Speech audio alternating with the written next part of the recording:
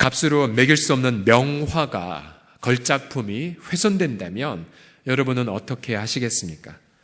지난 2015년 8월 달에 대만 타이페이에서 이탈리아 바로크 시대의 화가 파올로 포르포라의 명작 꽃, 이 꽃이란 작품에 주먹만한 크기의 구멍이 나버렸습니다. 왼쪽에 보시면 한 어린이를 CCTV로 찍은 사진인데요.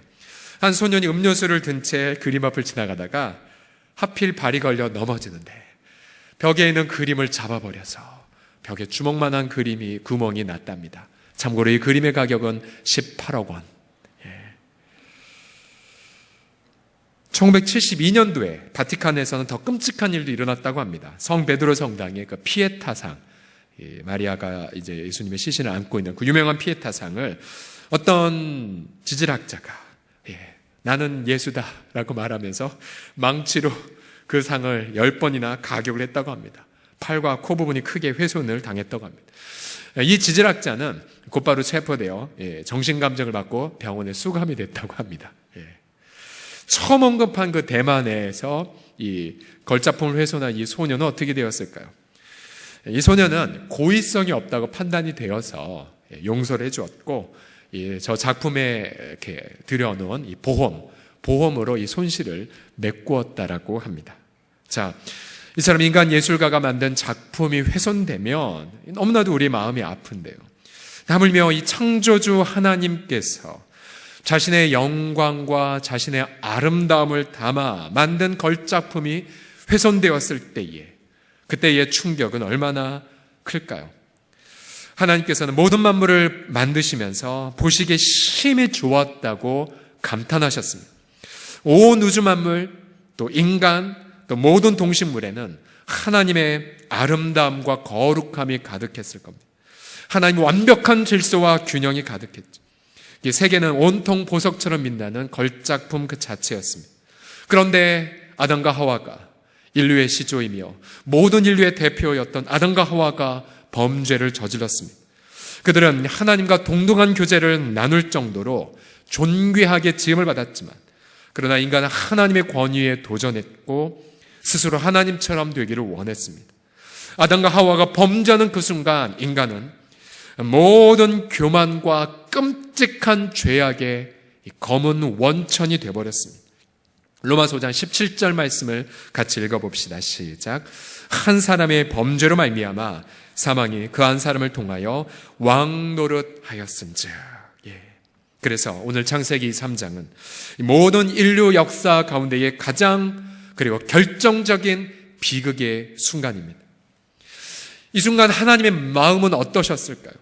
자신의 걸작품이 죄라는 칼로 난도질 당한 그것을 지켜보는 하나님 마음은 어떠셨을까요?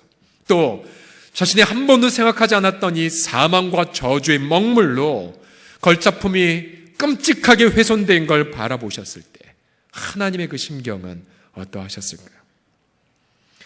이제 인간의 범죄로 말미암아 이 창조 세계는 죄와 사망의 노예로 전락했습니다. 우리가 읽어보지 않았지만 이 뱀의 경우 뱀은 저주를 받고 평생 배로 기어다니게 되었습니다. 자, 보시기에 좋았던 피조 세계 속에 가증함, 혐오스러움, 비천함이 가득하게 되었죠. 또 인간의 신성한 노동은 이제 가시와 엉겅퀴에 맞닥뜨리게 되었습니다. 즉 아무리 노력해도 가시의 열매를 맺고요. 그렇죠?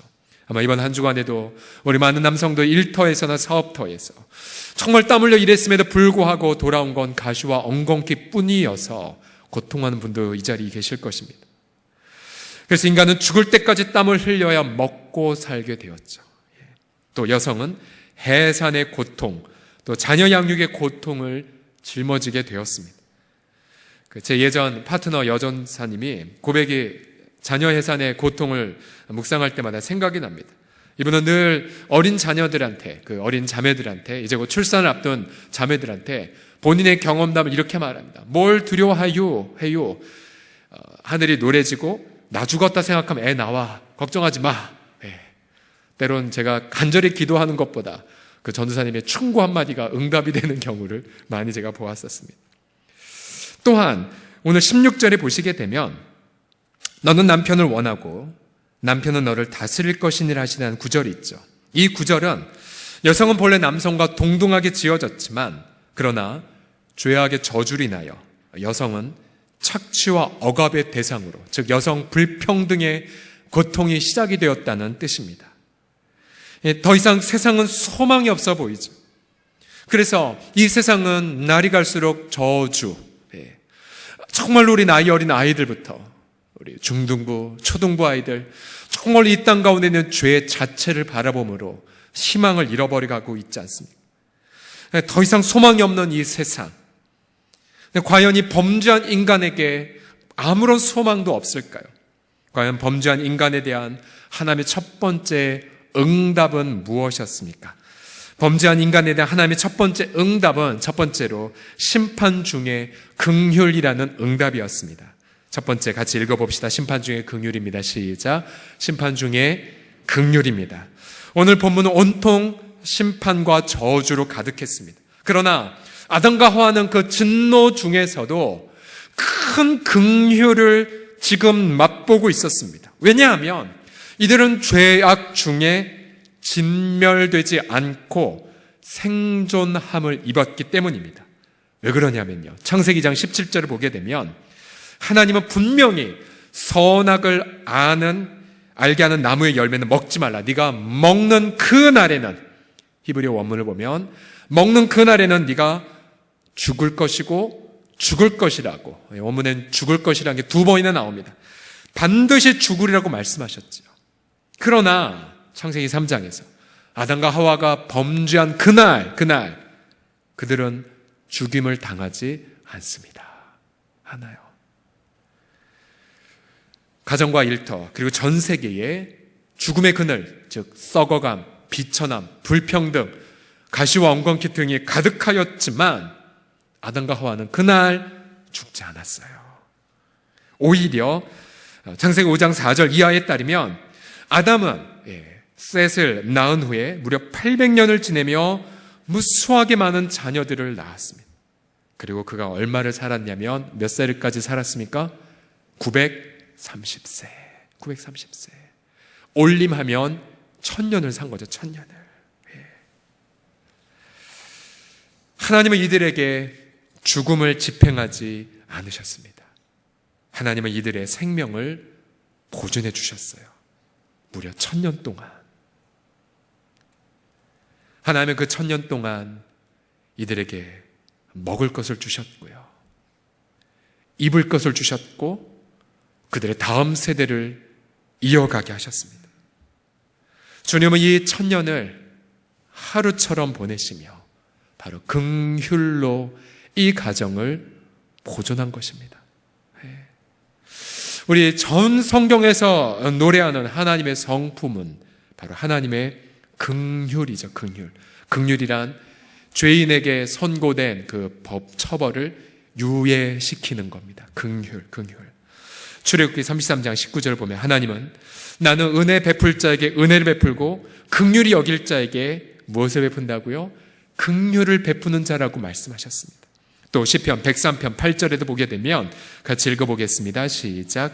여호와는 긍휼이 많으시고 은혜로우시며 노하기를 더디하시고 인자하심이 풍부하시도다. 아멘. 저와 여러분이 오늘 이렇게 존재하는 이유도 긍휼 때문이죠. 하나님의 긍휼. 호세아 선지자는 11장 8절에서 하나님의 긍휼을 이렇게 아름답게 그립니다. 하나님께서 말씀하시기를 내 마음이 내 속에서 돌이켜 나의 긍휼이 너희 범죄한 백성들을 향해 온전히 불붙듯 하다고 말씀하십니다. 하나님의 긍휼. 한번 따라해 보시겠습니까? 하나님의 긍휼.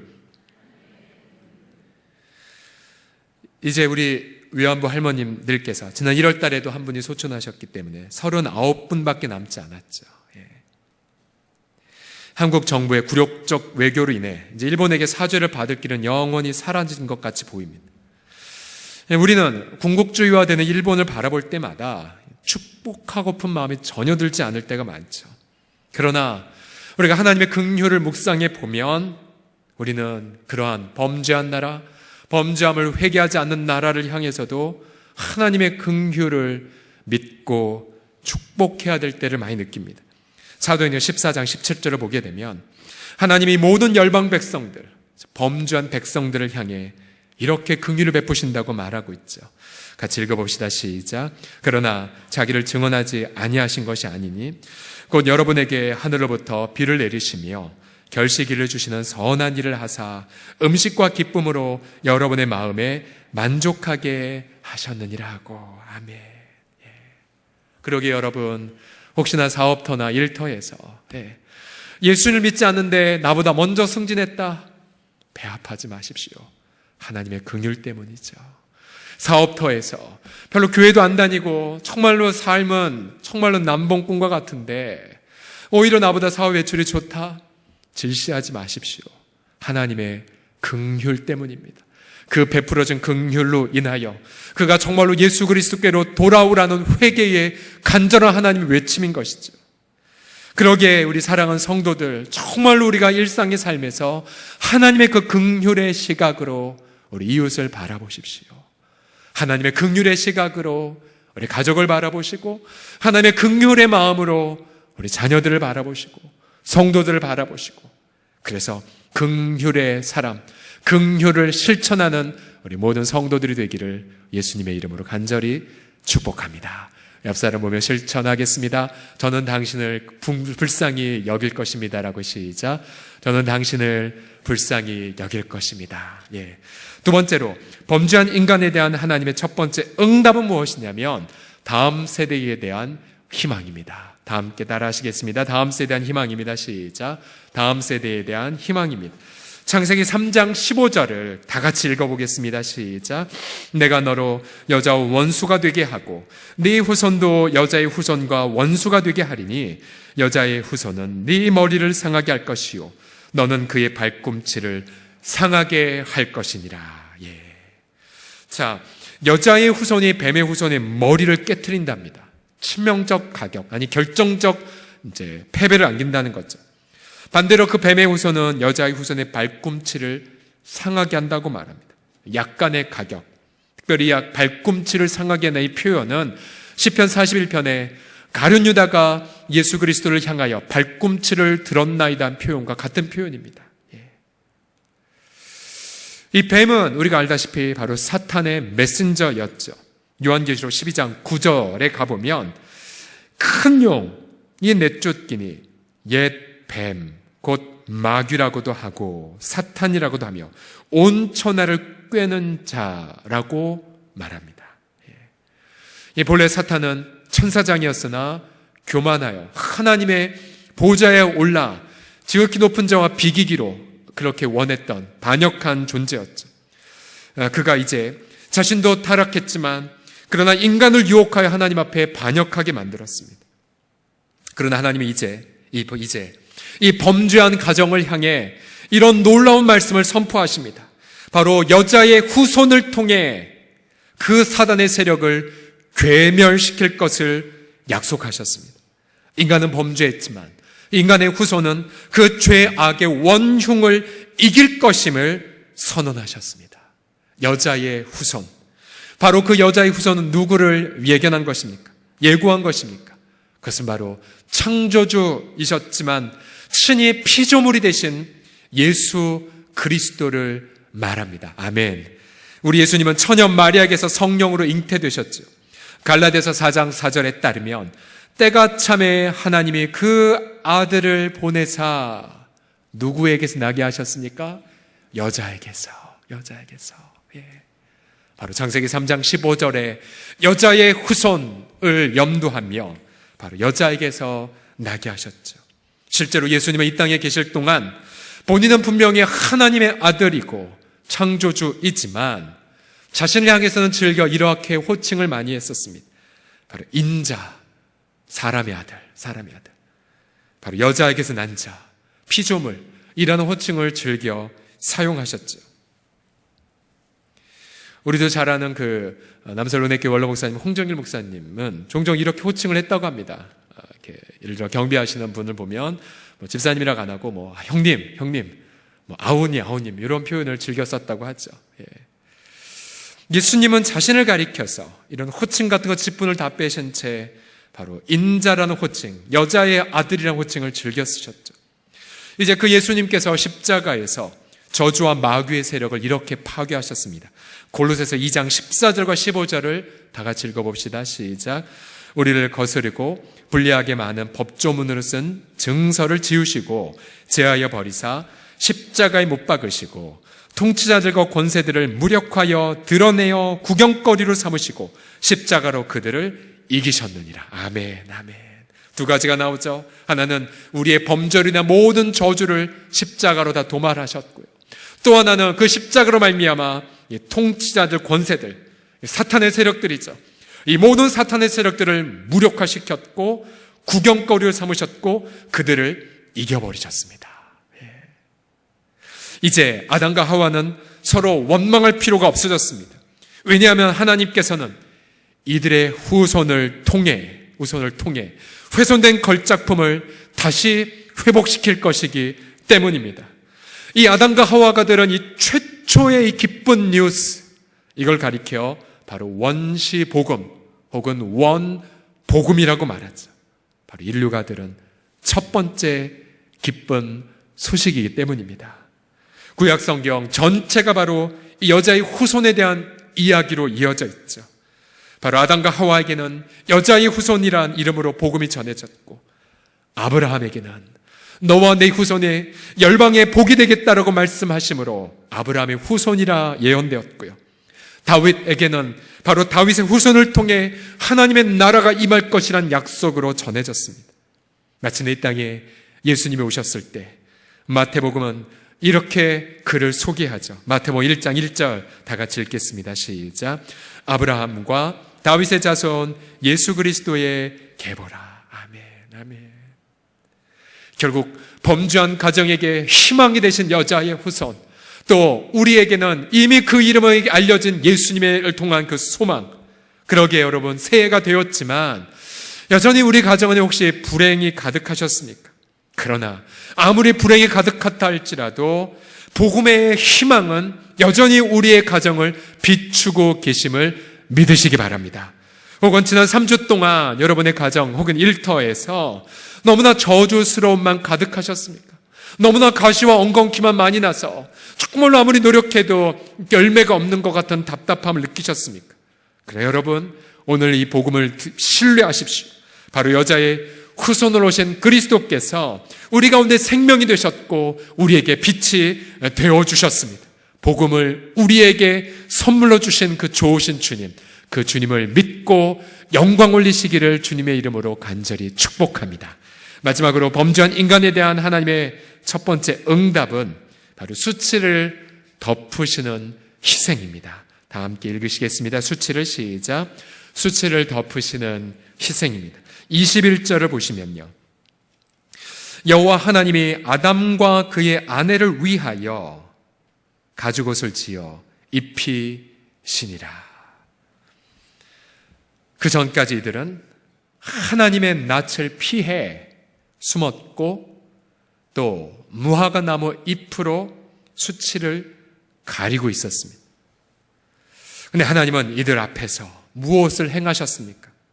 이 범죄한 이들, 수치와 죄책감으로 떠는 이들 앞에서 하나님은 친히 한 짐승을 잡으셨습니다. 그 짐승을 피를 다 쏟고 그 짐승의 가죽을 다 벗기셨습니다. 자, 아담과 하와 눈에 처음으로 한 생명의 죽음을 목도했습니다. 그 낭자한 피, 그 잔인한 장면 앞에 아담과 하와가 얼마나 놀랐을까요?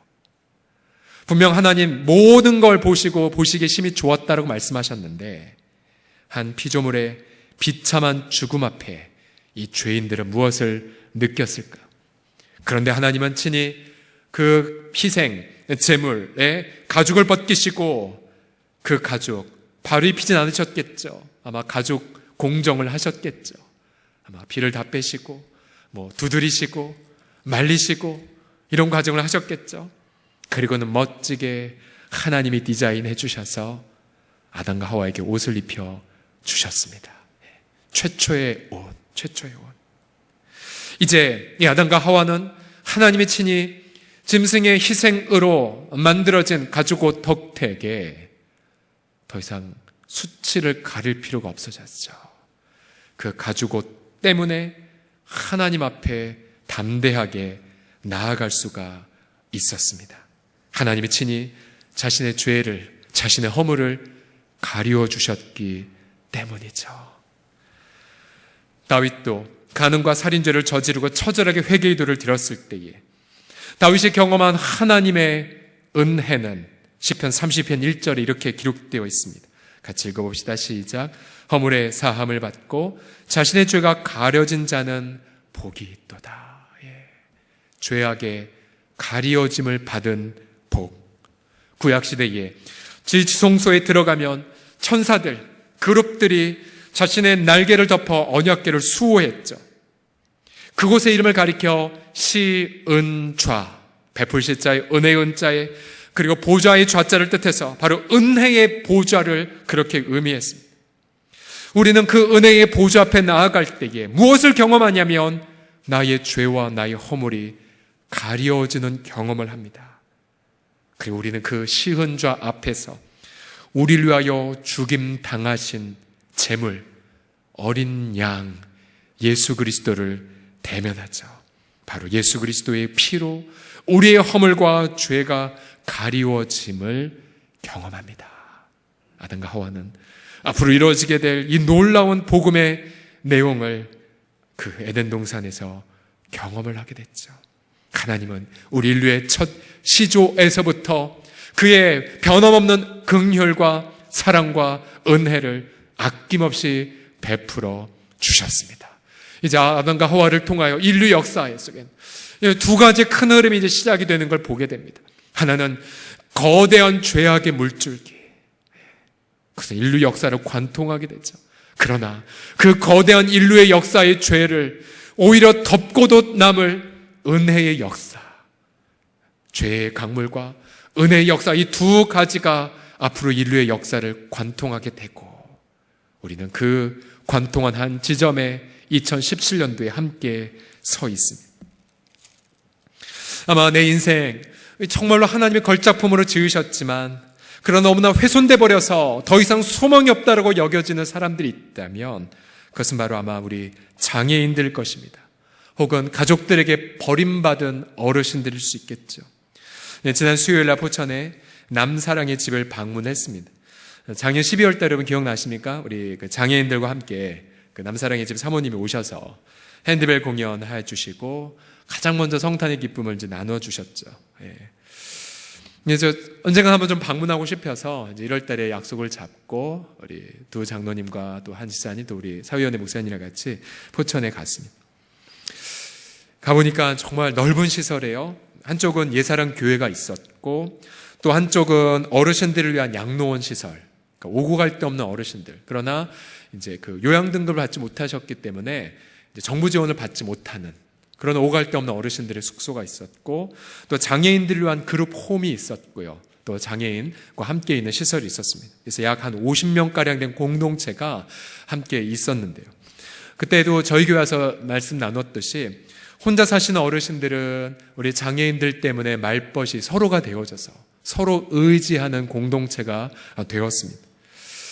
얘기를 들어보니까 너무나 귀한 이야기들이 너무나 많았습니다. 예를 들어서 이 공동체가 시작된 한 단초는 27년 전에 오고 갈 데 없는 한 자매 때문이었다고 말합니다. 우리 교회도 오셨었는데 그냥 두 다리를 쓰지 못한 한 자매, 정신지체를 앓고 있는 이 자매, 저희가 그 자매의 방에 같이 좀 들어갔었는데 그 자매 방에 들어가 보니까 정말 이 자매가 직접 만들었던 달력이나 또 아름다운 액세서리가 가득했는데요. 근데 목사님 27년 전에 저 자매와 함께 이제 이 장애인 사역을 시작하면서 정말 흙집에서 시작을 했다가 막 비도 맞기도 했고 너무나 많은 어려움을 겪었다가 오늘까지 이르렀다고 말하면서 저 자매가 이제는 목사님 네 분의 중보기도 자고 동역자고 모든 장애인 식구들을 향하여서 정말로 잘 우리 가운데 기도 제목을 얘기해 주는 너무나 귀한 그런 분이라고 그래서 그 교회 입장에선 집사님이라고 이야기를 하셨습니다. 또 제가 뉴스를 보면서 알았는데요. 2012년도에는 이 공동체에서 어린 시절을 보낸 이종국 씨라는 분이 보건복지부 공무원이 되기도 했습니다. 이 이종국 씨는 1급 뇌병변을 앓고 있는 분이신데 초등학교 6학년 때 부모님을 모두 다 잃어버렸거든요. 역시 오고 갈 데 없다가 이 목사님이 이 형제의 아버지 역할을 해주면서 물신양면으로 공부할 것을 도와주었고 마침내 공무원이 되었고요. 또 결혼도 했습니다. 이분은 비장애인 아내를 만나서 사진 보니까 아주 키가 훤칠한 자매였는데 비장애인을 만나 결혼도 했습니다. 결혼도 했어요. 이들은 세상에서는 소망을 찾아볼 수가 없었죠. 우리 과거 어르신들은 이러한 계층을 가리켜 정말 저주받은 사람들이라고도 하지 않았습니까? 그러나 세상에서 버려진 이들이었지만 그러나 이들은 하나님의 긍휼과 사랑으로 인해서 정말로 아름다운 공동체를 이루어가고 있었습니다. 어떠한 인생도 포기할 인생은 아무도 없죠. 왜냐하면 우리 주님이 그 훼손된 고통을 스스로 짊어지셨기 때문입니다. 주님이 친히 더 아름다운 그림을 우리 인생 속에서 그려가시기 때문이죠. 그러기에 우리 사랑하는 성도들이요, 혹시나 여러분의 가정에 아무런 희망도 보이지 않습니까? 혹은 일터에 가시와 엉겅퀴가 가득 나셨습니까? 여러분, 오늘 아담과 하와가 경험한 것처럼 눈을 들어서 우리 주님을 바라보십시오. 눈을 들어서 어린 양 예수님을 바라보십시오.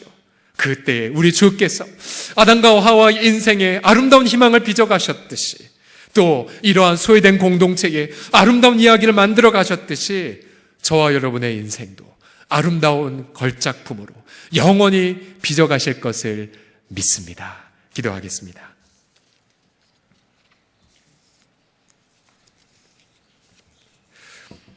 하나님 아버지, 불순종하는 그날 정령 죽으리라는 말씀을 하셨지만 그러나 그 심판을 1000년간 유예하신 채 오늘날 모든 인류에게 구원을 베푸실 그 아름다운 소식을 아담과 하와 인류의 첫 번째 가정에게 증거하셨나이까? 동일하게 우리도 우리의 범죄함 속에 진멸되지 아니함은 오늘도 아침마다 새로운 주의 긍휼 때문임을 고백하나이다.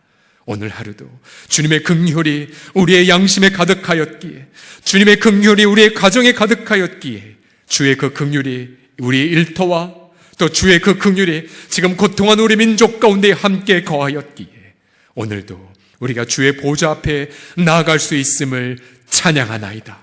때를 따라 돕는 은혜를 받기 위하여 은혜의 보좌 앞에 이 시간 담대히 나아가나이다. 자신의 보혈로 우리를 긍휼히 여겨주셔서 우리 모든 죄를 덮으신 그리스도 예수여, 이 시간 예수 이름 붙잡고 주의 보좌 앞에 나아가옵나니, 아버지라 부르짖으며 주의 보좌 앞에 나아가옵나니, 절망하며 아버지 고통하며 희망을 잃어버린 우리 모든 성도들의 심령 속에 이 민족 가운데에 아버지 하나님의 위대한 비전이, 위대한 은혜가 임하게 하여 주시옵소서. 우리 주 예수 그리스도의 이름으로 기도드립니다.